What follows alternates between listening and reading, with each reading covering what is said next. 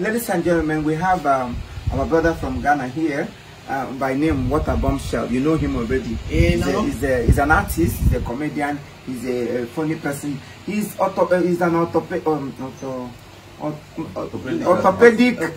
patient. Yeah, I mean, hey, patient. No, I'm not a orthopedic artist. Okay, orthopedic artist, yes. He's fun to be with.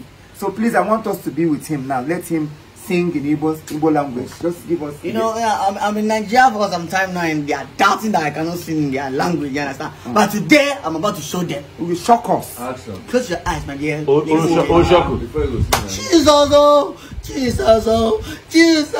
Kalimewo. I can't move something. Do you understand?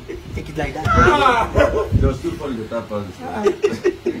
What do you sing? I said, Gabi. No, I'm not shocked. I mean, you, in fact, you derailed me. You downgraded me and then Jesus,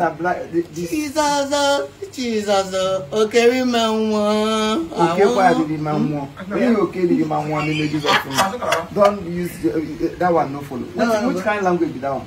Is that language now? Sing a Igbo song. Okay, more. Let's go. Okay, more. Okay, more. No, see, what I'm saying, I don't understand what I'm singing. Go ahead and sing it like that. Okay, more.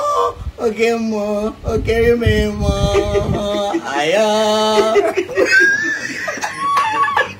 Hey!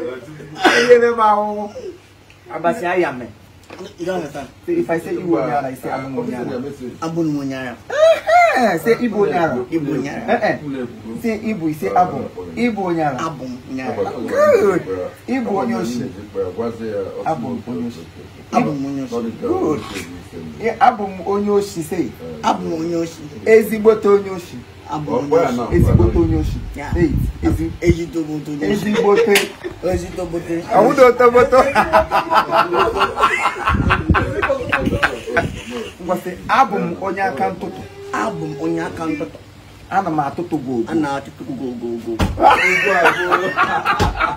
Ngo ọbụla m batara ihe efuo. Ngo batara na ihe efuo. Awu m aga atụtụrụ. Ara aga atụtụrụ. Abum aga atụtụrụ. Agra atụtụrụ. Aga atụtụrụ. Onye ọbụla mụrụkwa anya. Onye ọbụla mụrụkwa anya. Onye ọbụla. Ise?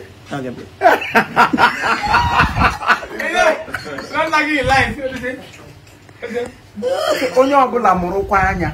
Onye ọbụla na-agụmgwa anya. That is, everybody should open his or her eyes. That's what it means. Everybody should be at alert. Open your eyes. Onye ọbụla mụrụ anya.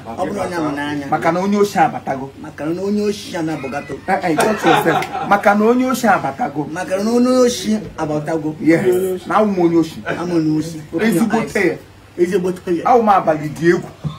Anụ na abalị dị egwu.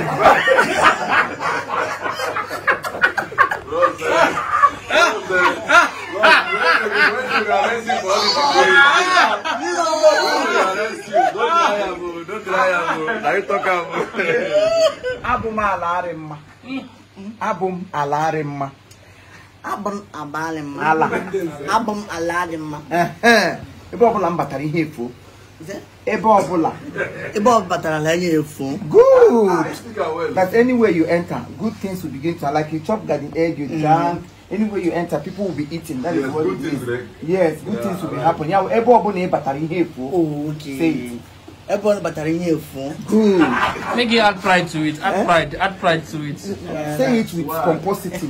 You know? Hell, ege ọ batara ihe efu.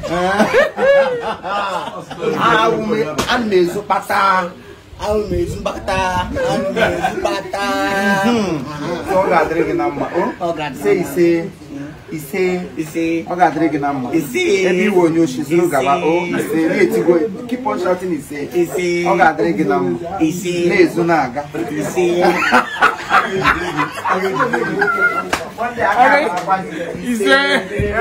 Aka ga-akpara gị one day. Ise zuru ga. Ise Tụtụrụ. Ise Masị m daalụ. Tụtụrụ. Ise. Be giving. Okay, be giving. Just be a giver. Totoro. Everybody totoro. Ise. Ha na-eme na aka ntụtụ. Ha na-eme na aka ntụtụ. You know when you don't talk so, eh?